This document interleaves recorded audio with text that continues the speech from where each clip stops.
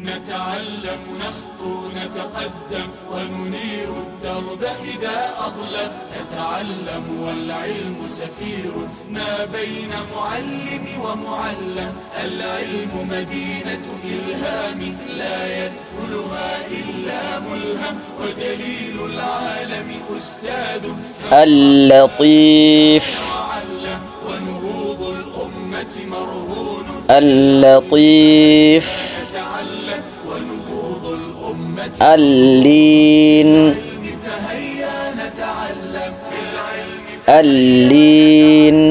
نتعلم نخطو نتقدم اللؤلؤ إذا أظلم. نتعلم والعلم اللؤلؤ الناس الناس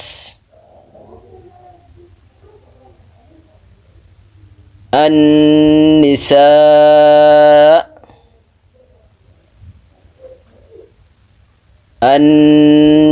النساء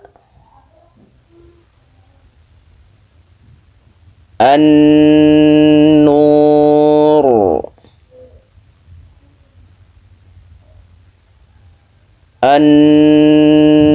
النور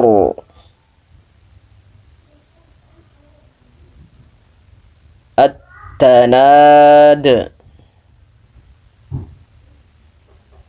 التناد الطارق الطارق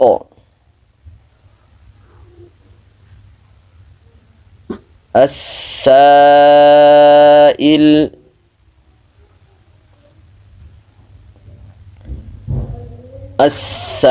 السائل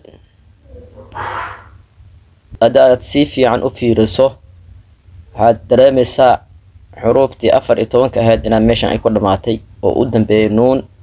mid walba 3 jeer la soo miisaaliyay mar asoo kordhigan mar asigoo hoos dhigan mar asigoo gudan xarf shamsiga soo gudan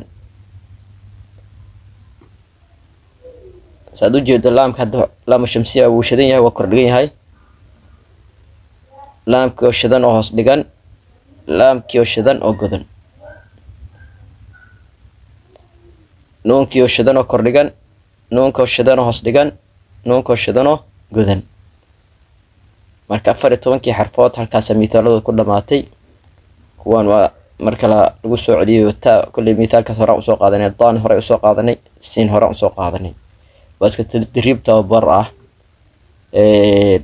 kulli qofkii casharada soo fahmay soo diyaariyo si fiican ula socday waxaan rajaynayaa inuu maanta wixii ka dambeeyo oo wax akhrisin karo oo meeshii carabi ay ku qoran tahay uu kicin karo haduusan wixii qoran uusan kicinayn maanta wixii ka dambeeya wali dhankiisa wax ka jiraan ay casharada dib uga laabto door kale ha soo bilaabo ha soo dhameysto asoo casharna ka tagaynin haddii casharada qaar aad dhegeysto qaar aad ka tagto qaar aad dhegeysto qaar aad ka tagto waxa waaye fahankaaga ma dhameystirmaayo isku xirkiya ka maqnaanaya duruusta qayb bay isku xiran tahay qaybtii ka horeysa waxa aysan sheegin bay sheegi marka haddii qayb aad ka soo tagtay fahankeeda waa ka maqan yahay dib isugu laabo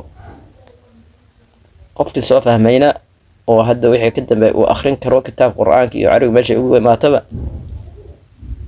waxaan leeyahay ilaahay subxaanahu wa ta'ala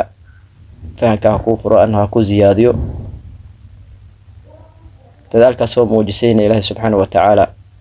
adduun aakhira ka abaal mariyo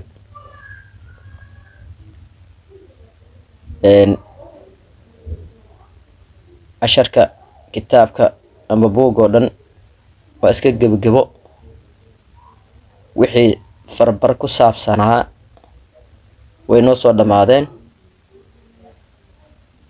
noocyadiisa farbar waa noo soo dhamaaday waxba noogama harsana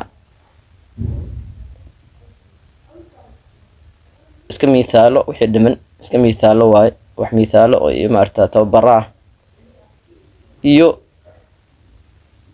xuruuftan markay kulanto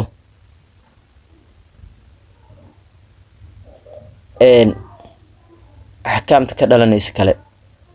مثلا نون رابن لaba shaqal de kulmaan axkaamta ka dhalanayso nuun reeban iyo laba shaqal haddii xuruufta kale ay la kulmaan axkaamta ka dhalanayso intaasi wax lamid ah noo dhiman qaab akhrinta iyo kayfiyatul akhrinta waayo waxaas laakiin wixii ka kicin ah waa soo baratay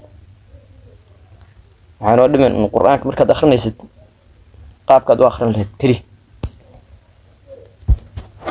بارك الله فيكم السلام عليكم ورحمة الله وبركاته